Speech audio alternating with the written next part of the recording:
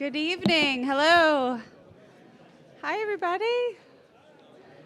Welcome, welcome. Can you hear me? Everyone can hear me? Perfect. Excellent. Good evening. Welcome. My name is Tracy Calabrese. I am the Associate Director of Donor Relations here at the New Bedford Whaling Museum, and I wanted to welcome you to the first of our 2024 series of our Portuguese and Lusophone World Lecture Series. This is the first of 3 exciting programs we're going to present to you this year. We're excited to have you here. Thank you so much. This series was launched in 2021 thanks to our Portuguese Advisory Committee and their work here. This lecture series has presented a wide range of topics and programs from Portuguese-speaking countries across the world, with particular focus on specific interests of local communities with family ties to the Azores, mainland Portugal, Cape Verde, and Madeira. Tonight's event, as you can see on the slides above us, is co-sponsored by the Department of Portuguese and Brazilian Studies at Brown University with support from FLAD, and is also funded in part by the individual donors you see listed behind you. Hi, Lara. I'd also like to thank all of our Carnation pin wearers because you are our heroes and made your ticket purchase, your $50 ticket purchase in order to support this event tonight. So thank you so much for making tonight happen. I'd also like to thank any of our members here in the room. We can do nothing without the support and commitment of our members. So we thank you so much for being here. And if you're not, it's always the perfect time to become a member here at the Whaling Museum. Always a pleasure to have you as part of our crew. It's 50% off ticketed programs just like this one you're here at tonight. Our Vistas Journal of Art, Science, Culture, and History, our amazing trips abroad. And so we hope that you will join us either at the front desk or online or whenever you're here next and become a member. And with that, I'm here to introduce former trustee, current co-chair of the Portuguese Advisory Committee, an all-around nice guy. He told me to say that. Onésimo Almeida.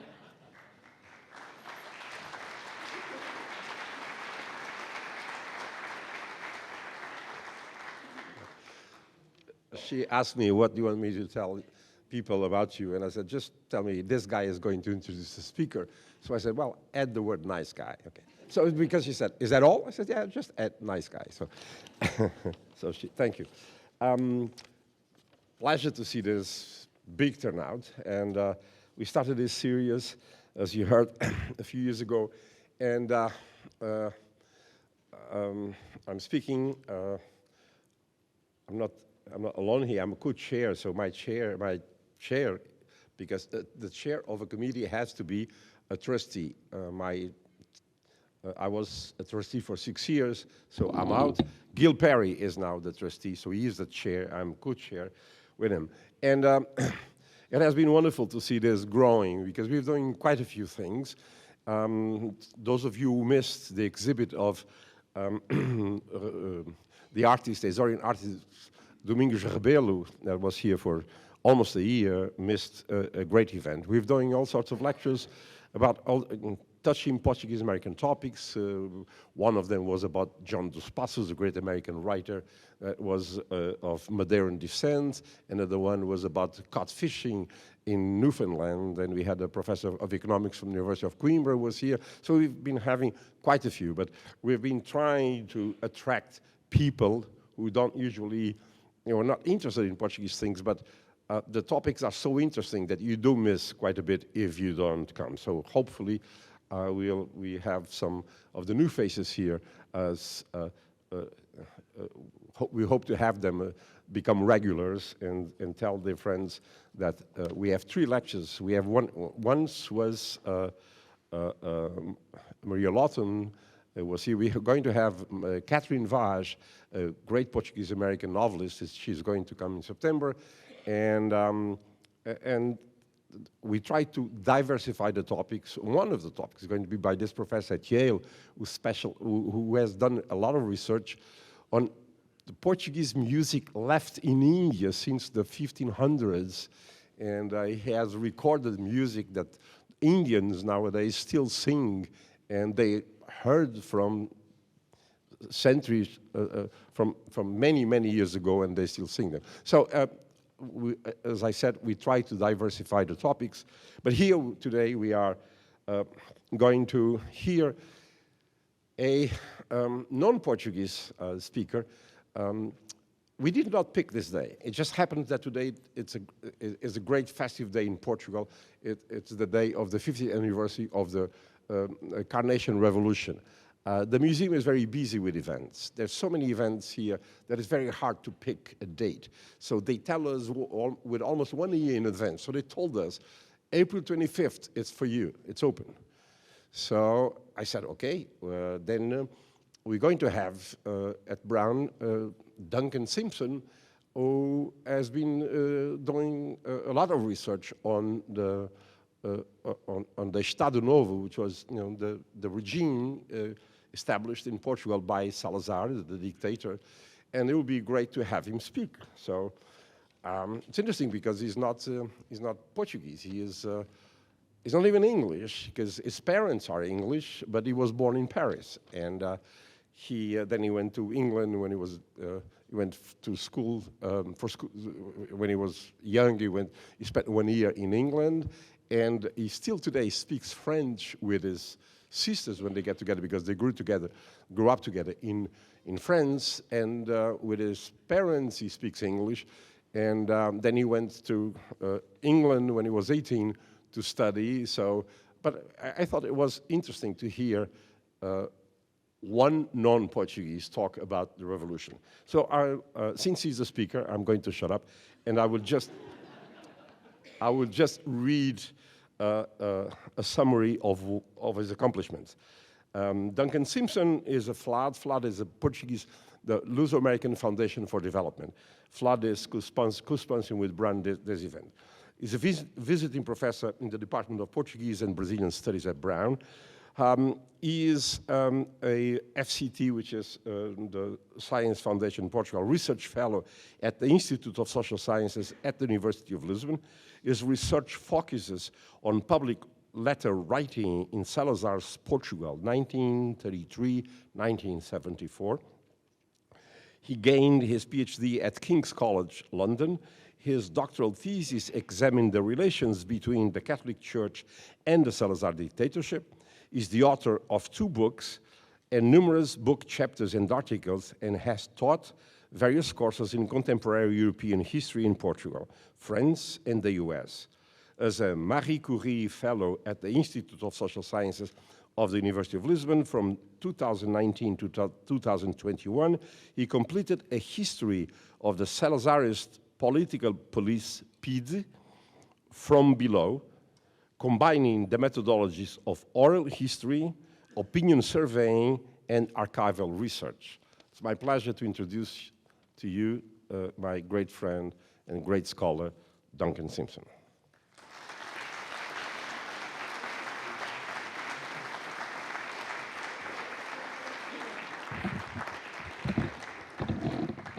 I'm a bit taller than Onesimo.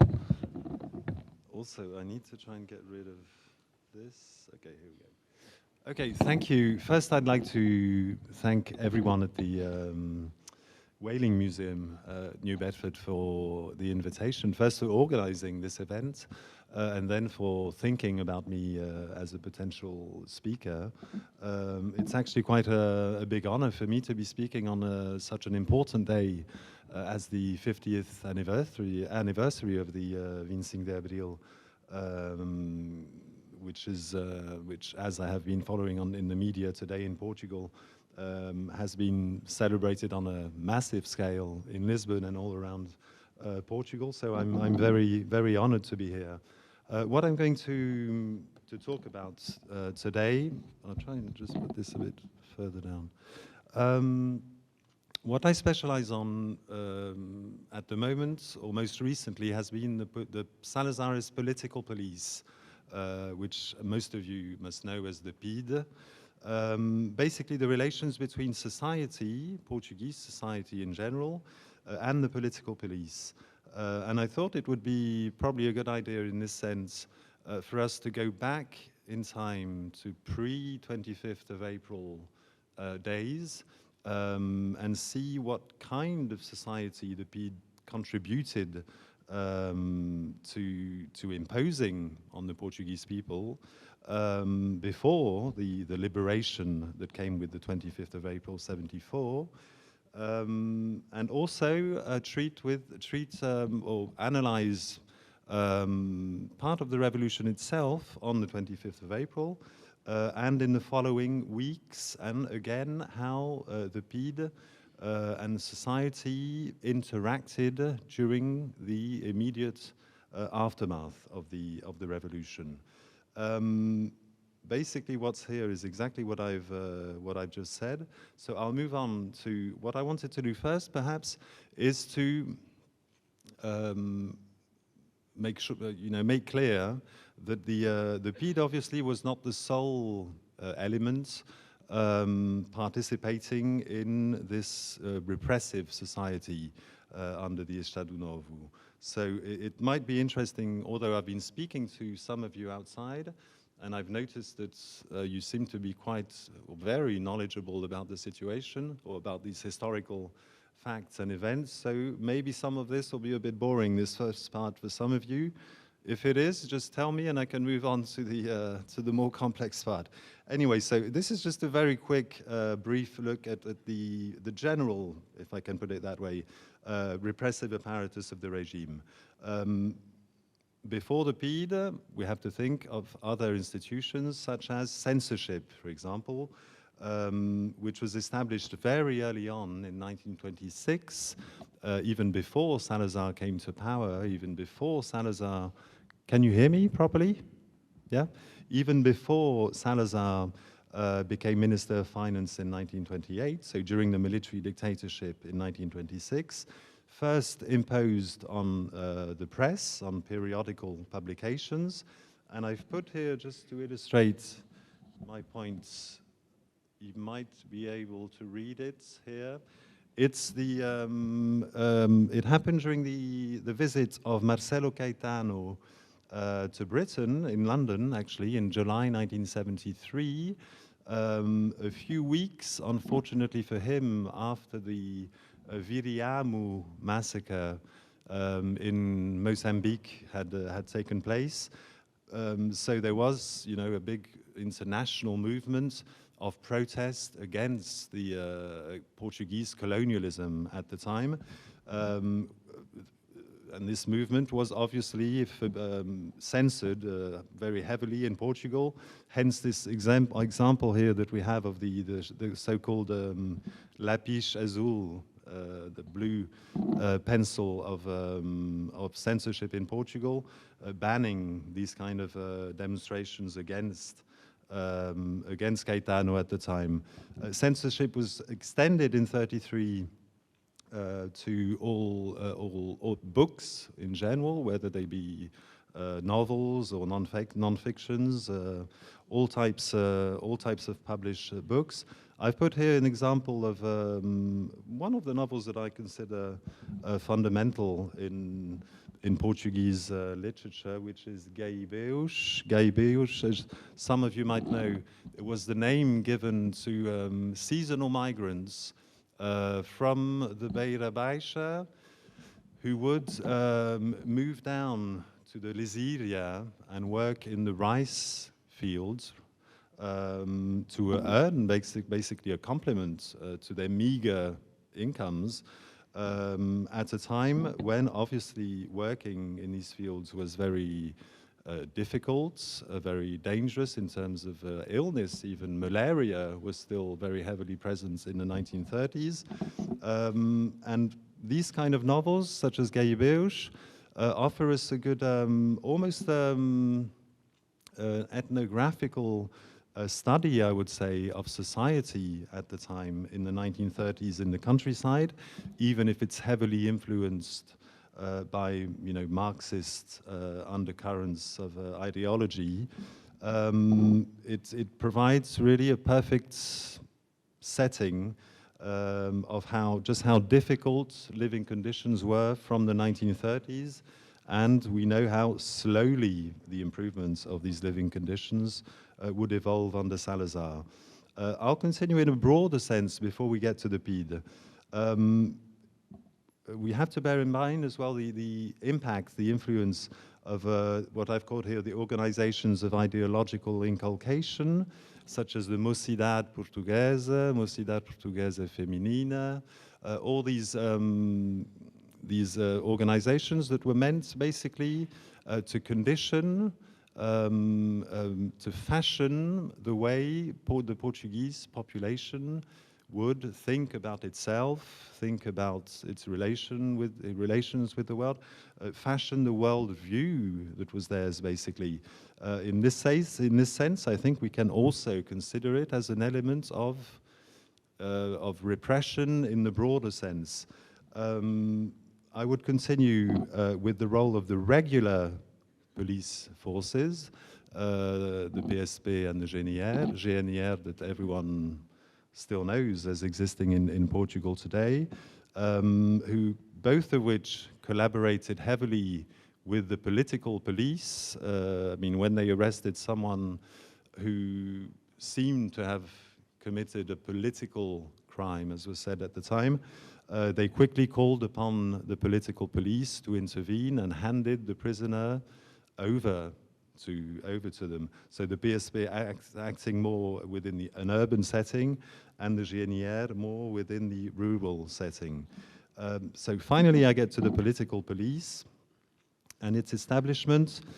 In 1933, regarding the Estado Novo, it underwent several changes in names. First it was the PVDE, then the PIDE, the Polícia Internacional e de Defesa do Estado. Then under Caetano, it became the DGS. All these changes were for reasons of basically cosmetic reasons to try and improve the decaying image of the regime internationally. Normally, the acronym that stuck to describe the police, the political police at any period now during the regime is the PIDE. So I'm going to be using that term throughout my talk today. Just for us to be clear as well about what the mission of this political police was at the time, if we base ourselves on the articles through which it was created, it was basically a threefold mission. The first was obviously to guarantee what was called at the time the segurança do Estado, meaning by this basically the elimination, the suppression of any political dissidents.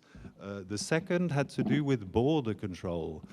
Border control meaning which foreigners would be allowed or not to enter Portugal, but perhaps even more importantly at least from the 50s, mid-50s, control as well over emigration, illegal emigration in particular, which the PIDE in fact rapidly proved unable to control, as we know, between 1954 and 1957 and 1974. Approximately 1.5 million Portuguese left Portugal under the impacts of the poor economic conditions and of the colonial war, to cite the main reasons. Finally, it was supposed to act as an intelligence agency in collaboration with foreign intelligence agencies, such as the CIA, such as the French secret services. The Salazar regime had quickly managed to reassert itself on the international stage after the Second World War, largely due to the geopolitical conditions of the Cold War, which meant that it suddenly became more or less and increasingly tolerable as a dictatorship, simply as an ally against this growing perceived red threat from the Soviet Union. Okay, so this was to set the general pattern. I would also like to go very quickly over the powers of the political police itself under Salazar, and I've got four in particular that I think deserve to be mentioned. These powers were extremely extensive. First, the PIDE was able to operate what we could call preventive arrest ante delictum, so the mere suspicion that someone might be about to commit some kind of political crime was sufficient to activate an arrest. The PIDE was also made responsible for what was called the instrução dos processos from the beginning to the end, including the use of interrogation without the presence of any lawyer at any time. Obviously, we can imagine the kind of abuses that this kind of system allows. After 1945, contrary to what the cosmetic changes implemented by Salazar could have led us to believe, the PIDE actually acquired even greater arbitrary powers, including something called the security measures, in Portuguese it would be the medidas de segurança, which meant that the PIDE could, on its own initiative, once a prisoner had completed his sentences in prison, decide unilaterally to extend the prison time by 6 months, 3 years, indefinitely, basically, until it considered the prisoner to have been regenerated or to be finally fit to be reinstated into society. There's numerous cases of people who'd been sentenced for 5 years in prison and who ended up spending 15 years in prison simply because of this unilateral decision by the PIDE. Finally, a point that most of you, I think, probably know well as well, the PIDE had its own network of prisons, most infamous of which I would say was Tarrafal in Cabo Verde, which more than a prison can be described as a concentration camp due to the harshness of the living conditions there, the minimum living conditions of hygiene, of food provision, which led to the death of over 30 people over the years there through maltreatment, basically. In Lisbon itself, we have the Aljube prison in the center, right next to the Cervelha. In Oeiras, we have Caxias, that one of you in the room knows very well, and also the fortress in Peniche, which served as another extremely harsh prison to serve time in. One final point of contextualization, maybe. Obviously, over the time, the enemies, as designated or as perceived as such by the regime and by the PIDE, changed. I could say maybe we could identify 3 main phases. During the 1930s, when the Estado Novo was in a phase of consolidation, it was mainly what was called the old Republicans, os velhos republicanos, who were the target. Anarcho-syndicalists as well, in a process that was called reviralho. These old Republicans were trying to regain power through various movements of rebellion, revolts, military-led at times. From the Spanish Civil War, I would say, although we could start a bit earlier, it was the Communist Party that became the public enemy #1 and would remain so until the very end of the regime, as the complete antithesis of the Salazarist ideology rooted in Catholic doctrine, basically. In the final years of the regime, I would say from the early 60s, what we have is an increasing diversification of the opposition, which means an increasing diversification of the targets for the PIDE as well, whether they were from progressive Catholics inspired by more enlightened doctrines emerging, finally, one could say, from the Vatican, or socialists, or the anti-colonial movements as well in Portuguese Africa, and small far-left movements, often ready to act in an armed way against the regime, such as the Loire of people that you've probably heard about, like Palma Ignacio, like Camilo Mortagua, for example, the father of the two twins in parliament at the moment for the Bloco de Esquerda, who was involved in the Loire and in the attack on the bank in Figueira da Foz in 1967. This, I think, all I've been saying for the moment is more or less the common or the most well-known interpretation of the PIDE. And I'll finish off this section just because it's interesting for us to have an idea first of how many people worked for the PIDE over time. And the peak of membership of the political police was actually reached in its final year at around 2,600 people, including the colonial territories, which is obviously a very small number. This would mean that the PIDE would have to rely increasingly on informers, the informers or bouffouches, as we were talking about earlier, especially a network of paid informers, which reached about 20,000 in 1974.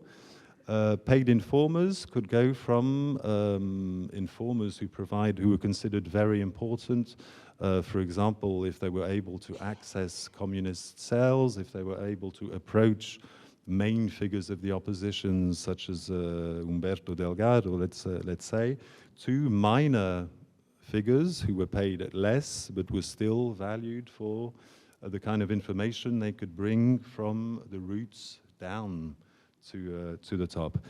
One thing I wanted to show you on these three drawings here, as I was saying before, the fact that at no time under the Estado Novo was a lawyer allowed to be present at the time of interrogation, allowed the PIDE to practice a whole range of tortures that I think you've also probably heard about.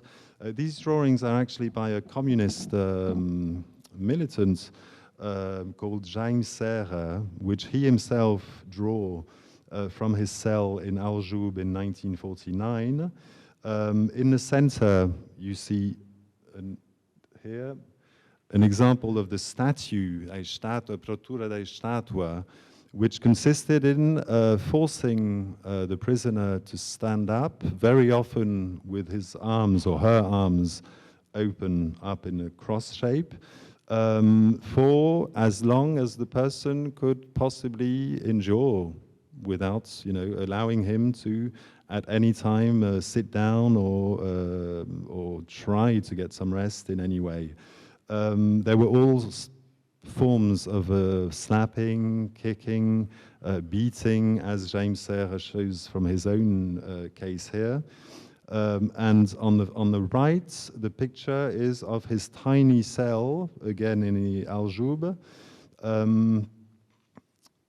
which, if you've visited the Museu do Aljube in Lisbon, you can still visit these, what they are called gavetas, to emphasize just how tiny they were and how difficult they were to live in for the people imprisoned. So I would call basically what I've been saying until now, in historiographical terms, I would call it the traditional image, which is very important for us to bear in mind. This is why I went over it, which is basically repression from above, which is characteristic of any political police in any dictatorship. In the case of the Salazar regime, and of other regimes too, by the way, I think it's also very important to emphasize, and I think this hasn't been done yet sufficiently in the Portuguese case, the contributions from the people themselves to the PIDE's own action. There's been a big gap in the historiography in Portugal for a number of reasons that maybe we can discuss afterwards. I think there's certainly an ideological bias, I would say, on the part of the historians who have been working on the PIDE for the moment. And this is precisely what I've been trying, or what I tried to do in my last book, of which you have a copy here, sorry, on the right. There's still a few copies left. I was told by my publisher yesterday on the internet, so don't hesitate to go to the website. I based basically my work on a corpus of over 1,500 letters written between 58 and 68, and all held at the Arquivo Nacional da Torre do Tombo, which is the Portuguese National Archives. What I used was documents such as letters of denunciation written spontaneously by Portuguese citizens to the PIDE, to the director of the PIDE, spontaneous applications as well, written by people who wanted to integrate the PIDE, join the ranks of the PIDE, and also a whole series of petitions, people, ordinary citizens, once more, writing to the PIDE to ask for a whole series of favors, some form of assistance. And I'll show you some examples of these letters. I think that's probably the easiest way to do it. In my book, I identify 5 forms of instrumentalization of the PIDE by ordinary citizens. I'll just focus on 4 here, just to make sure I don't speak for too long. One of the most important points is that for the PIDE, for many Portuguese citizens, the PIDE quite rapidly came to be seen as an influential sponsor within the regime.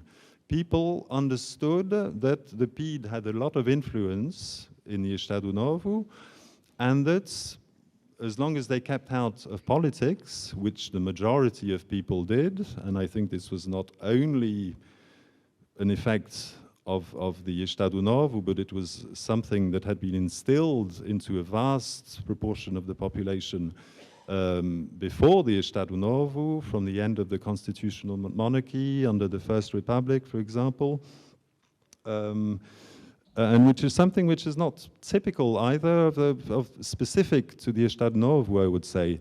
Any high longevity regime has this particularity of allowing its political police to put down deeper roots, let's say, in society, to which people might start, using in a way favorable to them.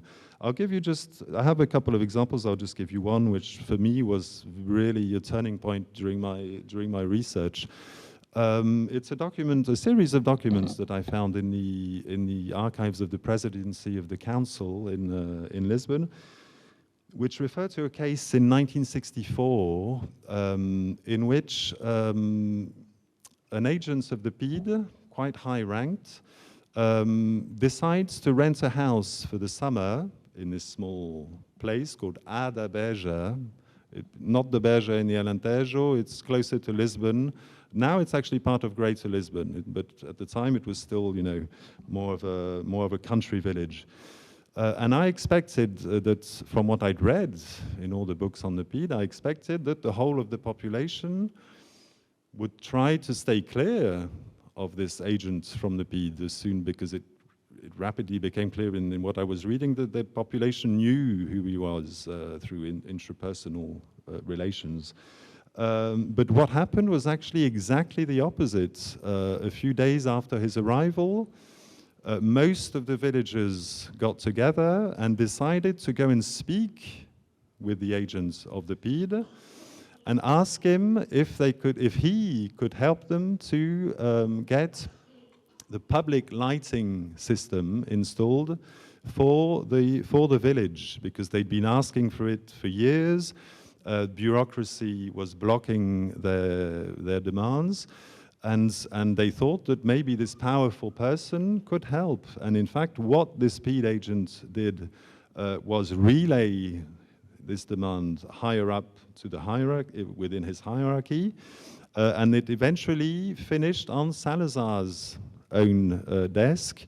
who gave the authorization to proceed as rapidly as possible with the installation of public lighting. So what we have here is, I'm not trying here to present the PIDE as a wonderfully positive force, not at all.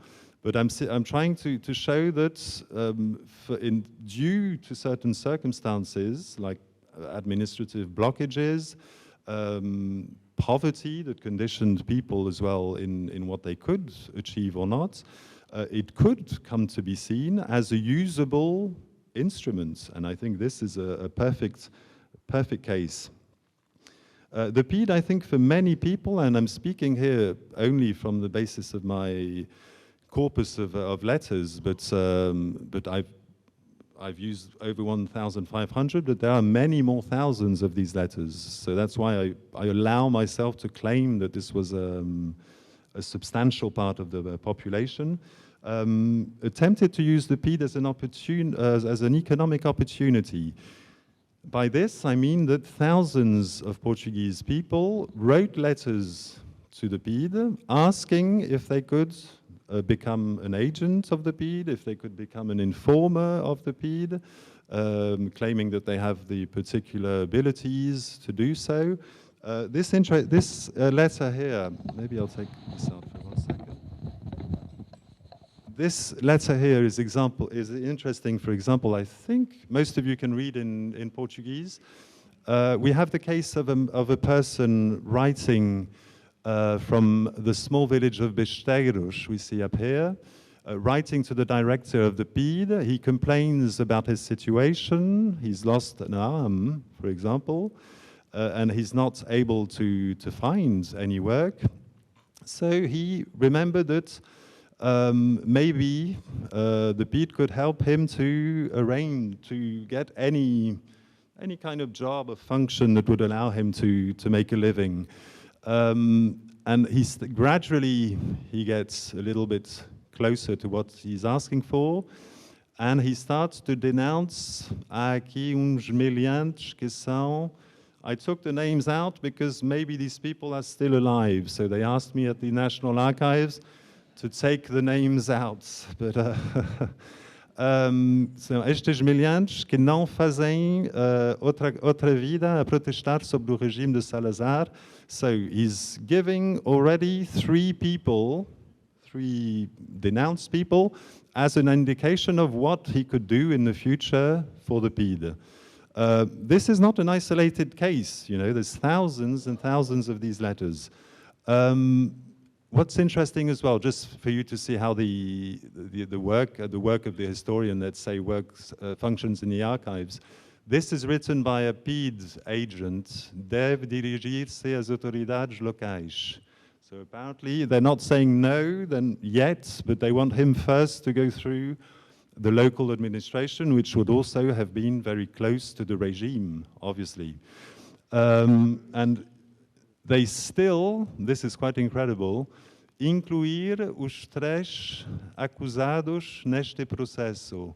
So even though they don't know if this person is reliable or can be, you know, a source of information for them, these three people are going to be investigated by the PIDE, basically. What I'd want to emphasize here is that we have a clear case of someone wanting to be an informer in this case. There's other people asking for positions as agents, as drivers, as all sorts of positions in the PIDE.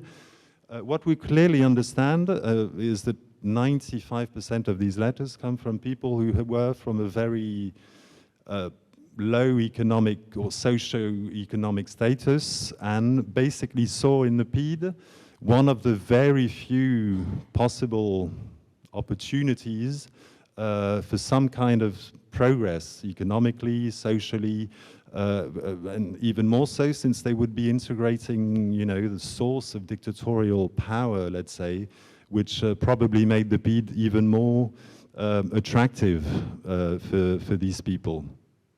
Obviously, not all people, not all destitute and poor people did this, but there's a significant amount of letters indicating this as a significant trend that needs to be taken into account, in my opinion.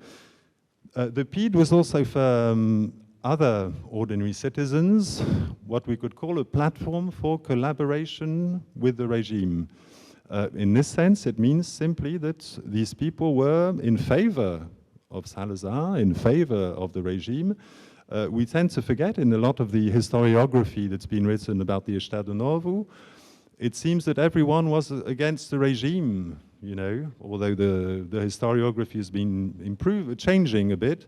But when I started, I had the impression that everyone was against the regime and that only Salazar and the PIDE basically managed to keep the Portuguese under their control for 50 years, which is a ridiculous preposition in my opinion. So there were undoubtedly some people who were completely in favor of the regime, even more so at the time, at times of profound crisis, such as the loss of Portuguese India, for example, in 1961. We have huge demonstrations in Lisbon against the India of Nehru. Even at the beginning of the colonial war, not as the war continues, obviously, but at least at the beginning, there's a strong feeling of nationalist fervor in Portugal itself, of attachment to the imperial, what were called the overseas provinces at the time, which Salazarist propaganda, I think, had been very effective in instilling into the minds of a large part of the population through education, through various state-sponsored events. It's very difficult, as you can see on this letter, to assess, you know, what are the real motivations of someone who writes one of these letters. Here, I'm assuming, although I'm not 100% sure, it's just the tone of the letter is so aggressive and seems so heartfelt, let's say, these mentions to the lobo sanguinário da Rússia, livrem-nos desta peste, talking about this man who was actually, his profession was a cauteleiro in Lisbon. Cauteleiro, if I'm not mistaken, was a person who sold, was it lottery tickets in the streets? There's actually a statue of a cauteleiro in the Largo in front of the Igreja de São Roque, now I think in Lisbon. And interestingly, we can see again how the PIDE reacted. Mandar comparecer a fim de esclarecer. It means that they're going to go after this person, whose name they have, and have a talk with him and see, you know, what the situation effectively is regarding his person. And I'll finish with another type of letter which was very common, which we could classify as being people seeing the PIDE as an instrument of private conflict resolution. I mean, let's imagine if you had a conflict with your neighbor now next to you, or with a business competitor, with a colleague at work, or even within families. I've seen cases of this type of letter. People would write to the PIDE, imagining a false, or making a false denunciation.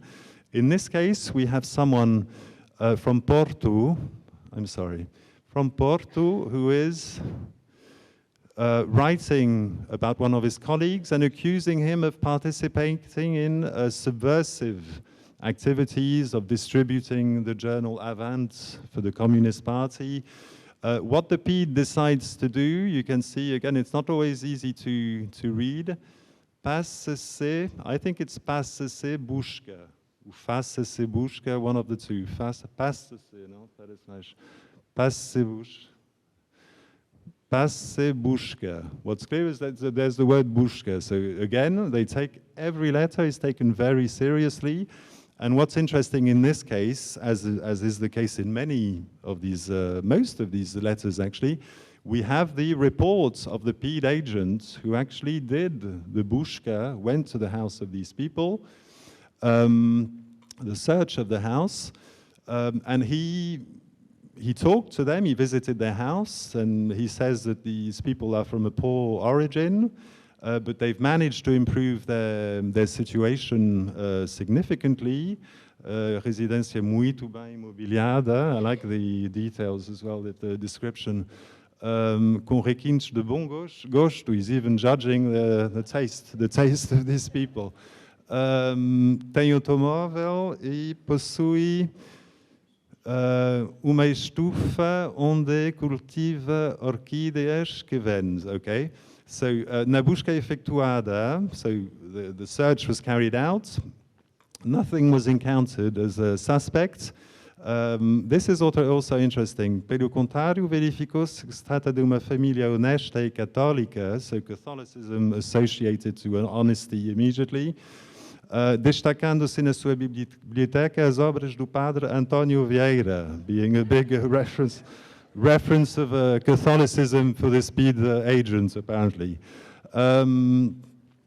Interesting is also his last comment, that his final impression was basically that the neighbors sentem inveja do viver pacato e desafogado daquela família, tendo-lhe criado já alguns problemas. And there's actually a second page that I remember in which he goes into how neighbors had already complained about how this family had started building a wall around their garden. Anyway, it was pretty clear for the PIDE that this was a case of a false denunciation.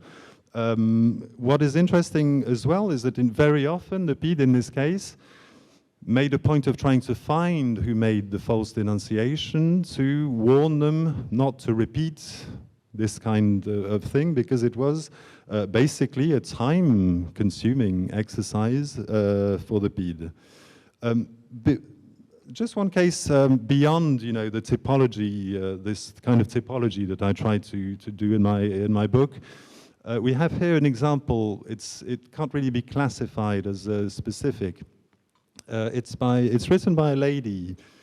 Sorry, it's probably difficult to read from there.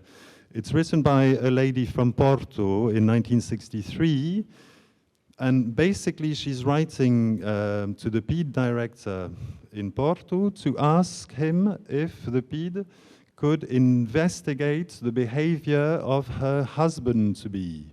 She's a bride, and she is doubtful. You can see, maybe you can manage to read this part. Necessidade. Sinto ultimamente que há na sua vida qualquer coisa de obscuro, sem, no entanto, poder precisar o quê.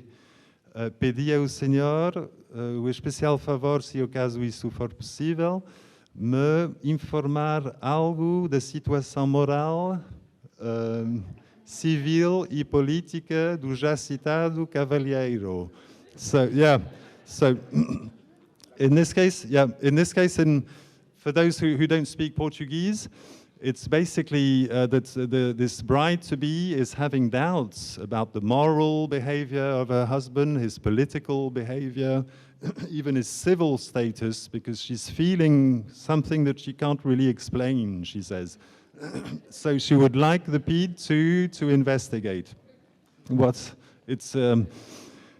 The answer by the PIDE, which we can't actually see fully here, they just said that they answered, but they still answered her with a fully written letter saying that the PIDE was unable to offer this kind of service.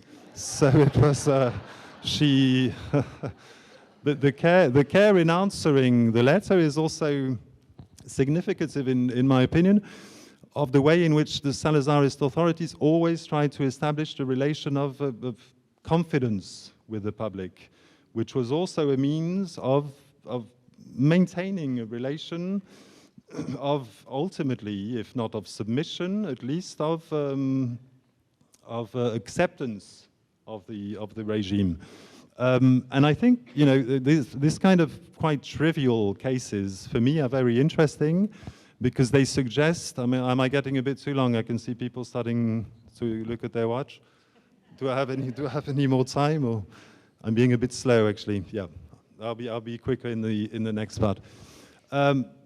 These trivial cases that might seem unimportant, I think are actually very important in the sense that they show just how normalized, I would say, the presence of the PIDE had become for a person who's capable to write this kind of letter to the PIDE.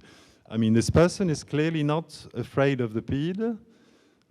Quite the contrary. This person is not afraid of being tortured or maltreated, or on the contrary, she sees the PIDE as a force completely of a positive force for her. It could help her to see if her husband is worth marrying or not in this case. I won't make any transition. I'm going a bit abruptly here because I want you to have time to make your comments as well. The aim of today is to obviously commemorate and celebrate the 25th of April. And what we have here is, I've put you just some very famous images of the day itself. What comes out of all these images, from whether, from a tank going up the Rua do Alecrim, or the crowds in the Largo do Carmo, or some of the material later produced during the PREC, and photos taken on the actual day, is obviously a feeling of intense liberation from the type of society that had been generated in part by the PIDE. This is obviously central this is the core of what the 25th of April means. But I also wanted to emphasize, and there's one point, and I know that there's the relatives of one of the persons who was killed on this day live here in Dartmouth. So I don't think if they are here today, I don't know if they are here today, apparently not. It's this idea of uma revolução sem sangue, this revolution without blood, as it became known as a completely joyful event, more than peaceful, really a kind of celebration of freedom. In reality, was a little bit more complex than that. Some people were killed. 4 people were shot. 4 civilians were shot, including someone called João Arruda, a 20-year-old native of the Azores from the island of São Miguel, who was then happened to be studying in Lisbon, studying philosophy at the University of Lisbon, and who was, from what I've managed to collect in terms of information on him, although this morning I almost managed to speak to his nephew who lives in Dartmouth, but we didn't manage to combine the right time because of his work engagements. Was simply nearby and decided that himself being close to the Communist Party, he felt this urge to protest as strongly as possibly against what was perceived as one of the main forces of oppression within the regime. He went to the Rua Antonio Maria Cardoso along with quite a large crowd on the evening of the 25th of April. And at one point, one PIDE agent started firing from the window indiscriminately at the crowd. There were more than 40 people wounded, and 4 people who ended up dying from their wounds.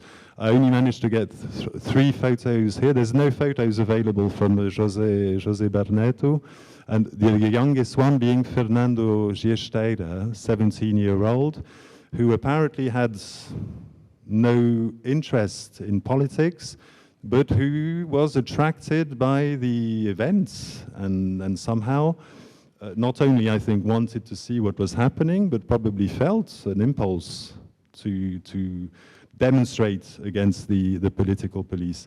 So I think, if we'd had the relatives here, it would have been probably even easier for me to demonstrate. that it's important to go, you know, beyond this myth of the Révolution Saint-Sang, this explosion of happiness. And I think there's many reasons for that, you know, that maybe we can speak about again afterwards. Maybe one of the ideas for this, the reasons for this, I should say, was the idea that the regime was totally crumbling as the PCP, or as the PS, as well as all the forces of the opposition were claiming at the time. And as a discourse for the new democracy emerging, it was a very powerful discourse to maintain. And so forgetting completely about the focuses of resistance to the Vincing de Abril, as this was, leading to the deaths of people, to the great suffering of the families, from what I've read, you know, about including the family who lives in Dartmouth, every 25th of April having to re-see these images simply of happiness and joy, without ever a single mention of these people, as if their memory had been totally erased, is obviously something that comes from quite a strong political force, I would say, behind this. And I'll finish with one last point. After the 25th of April, there was, during a few weeks, what became known in Portugal as the caça aos PIDEs, hunting down the PIDE agents, the informers.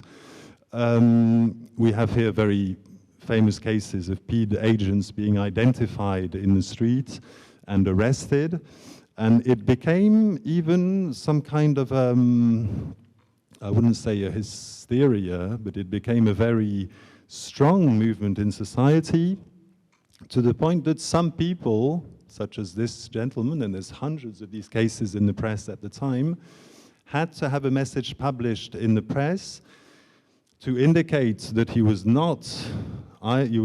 never acted as an informant of the DGS, despite everything that's being said about him at the moment in Portuguese society. And he has, to prove it, the documento passado pela Junta de Salvação Nacional. So he actually went to the revolutionary forces, who gave him a document to prove that his name does not at any point appear in the PIDE material that they'd been using until then. And I ask one question here, a little bit maybe, not polemically, but to try and go beyond, again, the normal interpretation. Normally, the interpretation given to this trend is that it was simply a surge of popular retribution, you know, a completely natural reaction. And there's a very interesting quote. This is the last slide. You can start relaxing. This is the last slide. There's a Portuguese author whom I like greatly, who is Miguel Torga, who, apart from his great works of fiction, wrote a multi-volume diario, and he himself was arrested, was maltreated, was tortured by the PIDE, and he was very shocked when he saw the behavior of other civilians who were attacking the PIDE delegation in Coimbra on the 27th of April 1974. And as he writes here, he said, "I thought of how these acts of revenge were rarely carried out by the actual victims of repression. There is in them a sense of decency, pudor is the word that he uses in Portuguese, which does not allow them to sully their suffering. It is the others, those who did not suffer, who exceed all limits, as from ill conscience, and to show off a despair that they never actually experienced." I think there's something very interesting in this quote, in the sense that it leads us at least to question this established narrative of natural popular retribution, in the sense that I think segments of the population were also eager to demonstrate, you know, just how strongly they now backed what was the new process of revolution, just how strongly they had been against the regime, whereas, as we know, the opposition to the regime was always a very small a very small number of people in practice, in active terms. So I think this allows us to at least question the traditional narrative and start thinking about other possible elements to complement this narrative, let's say. And I'm going to stop here. I think I've lasted almost an hour. Yeah, an hour, which is a bit long. It's 7 o'clock, but I hope we still have time for you to make any type of, not necessarily questions, but your contributions, your comments. Yeah, okay. I'll pass the microphone over.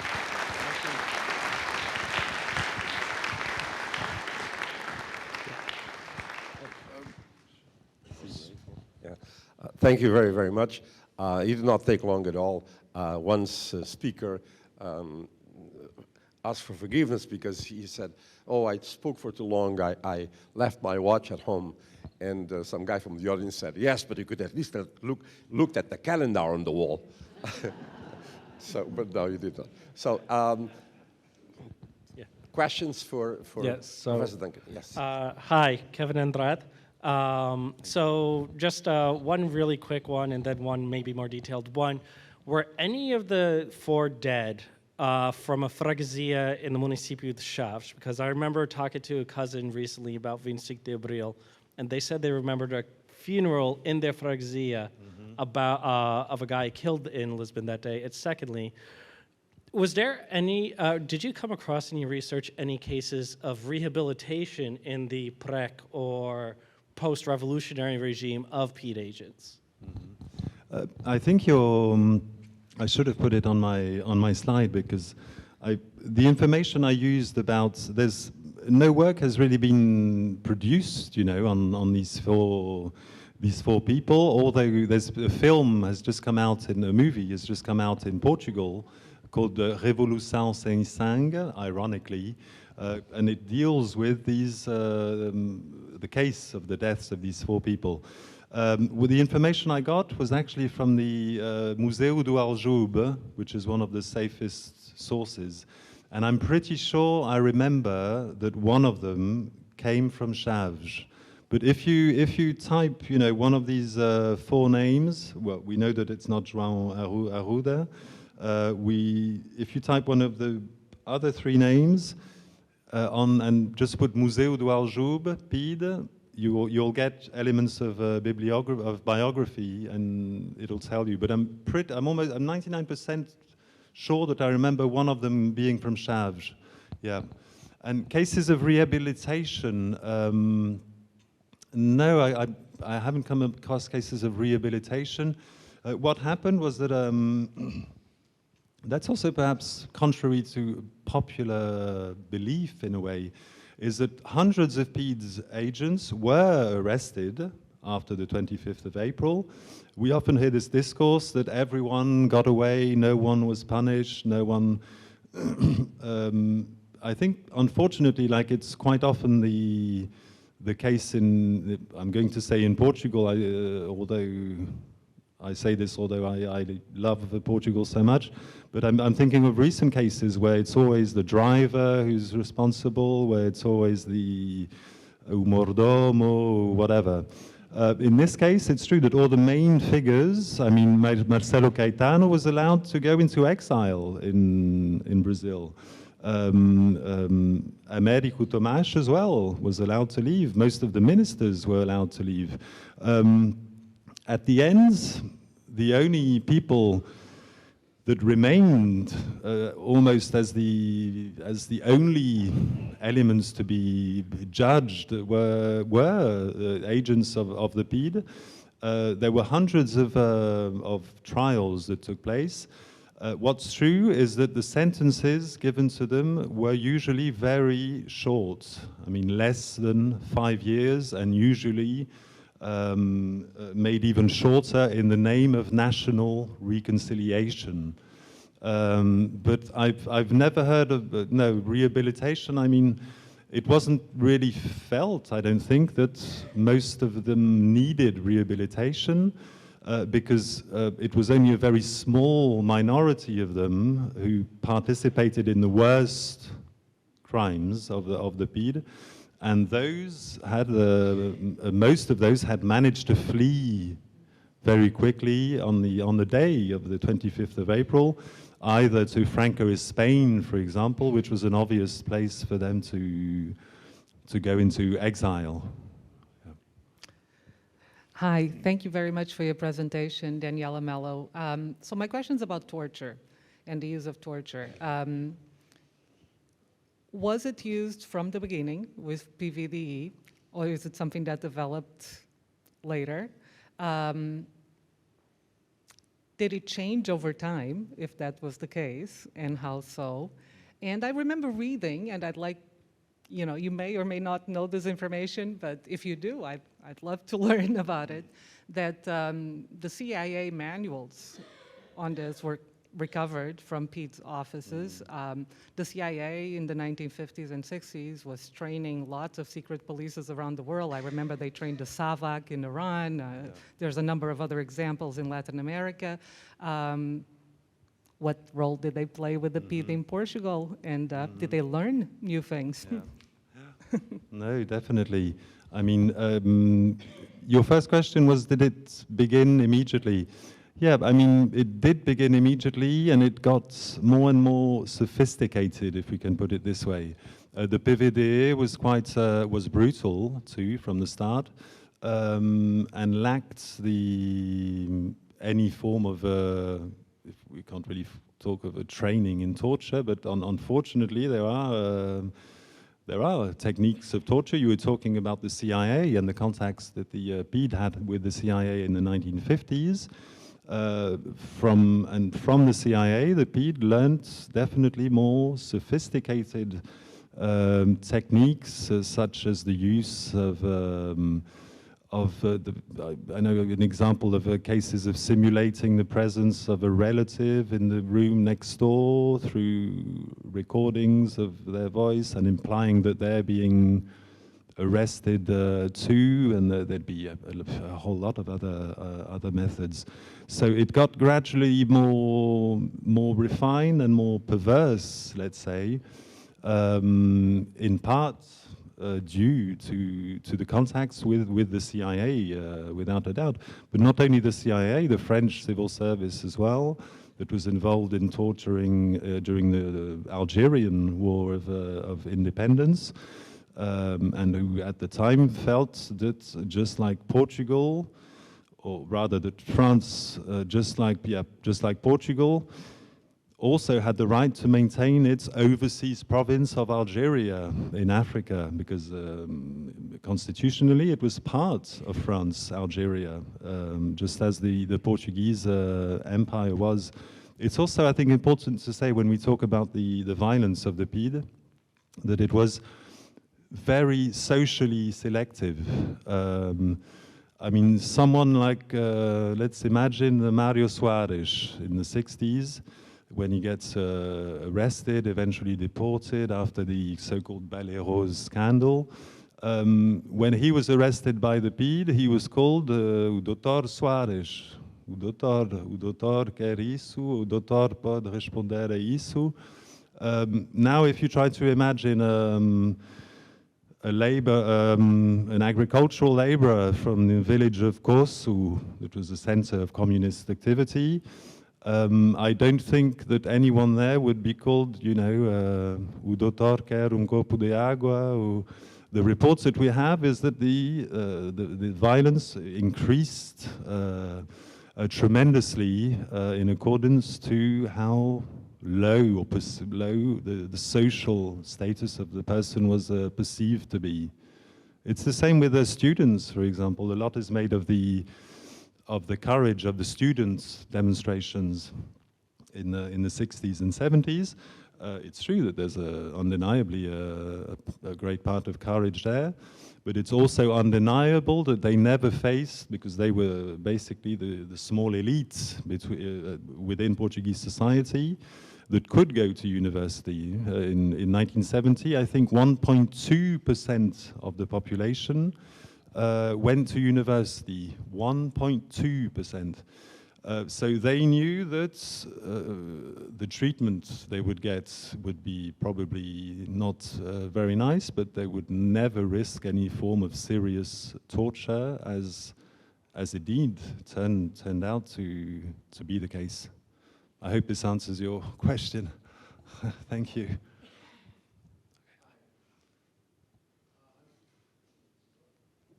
There we go. Tim Walker, University of Massachusetts. I'm a historian of the early modern Portuguese world, and first I want to thank you for a really engaging discussion, and it was wonderful, so congratulations on your presentation. What struck me as I was listening to you talk, as one who's done a lot of reading and writing about the Portuguese Inquisition, is that the structures of the PIDE mirror very closely the structures of the Inquisition, right down to the employment of familiars who are their informers, the core agents of the Inquisition. And I just wonder if you've ever thought about broadening your analysis to look at how the PIDE, in fact, might be part of a much longer arc of experience within Portuguese society with informants and the structures of vigilance of the state that are not new to the PIDE, although they certainly have 20th century refinements. I'd just love to hear what you'd have to say about that. Thank you. Yeah, I think it would be, I completely agree with you, and I've had this kind of a comment or made several times when I presented my work on the PIDE. And from the work I've read on the Portuguese Inquisitions, it's true that the similarities in structure, in form, in practices is striking. So I just wish I was able to do, as you suggest, manage to research a broader arc and try to establish the elements of continuity and a certain form of culture or development of the state from the ecclesiastical structures too. Definitely. So it's something that I'm going to think about doing. Thank you.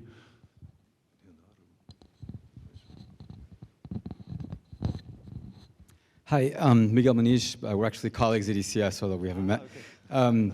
So my question is if you could maybe elaborate. One of the really interesting things about your talk for me was the image of PIDE as this sort of menacing force.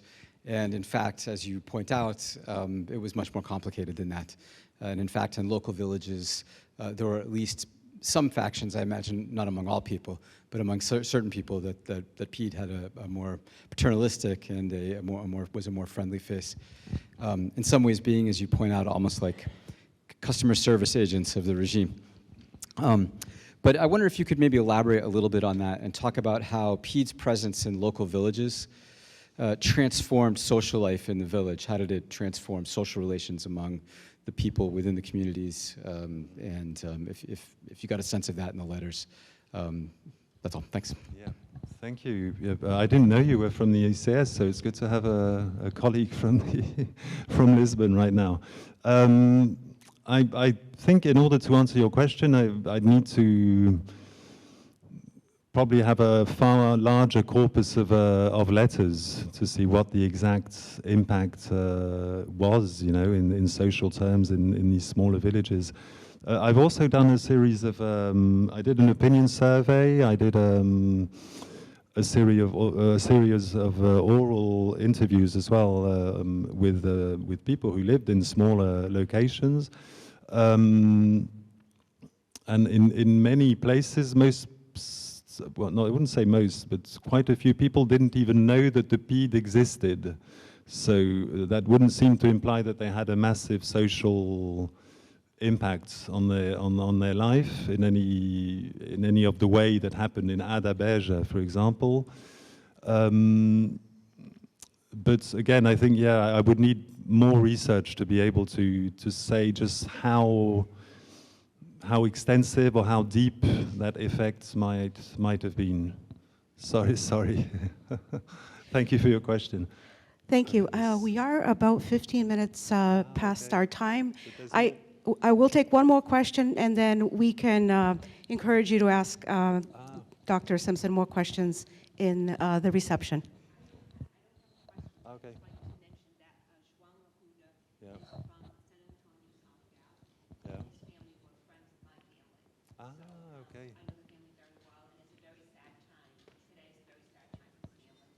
That's what I was thinking when I started realizing that these families, the 25th of April, is anything but a time of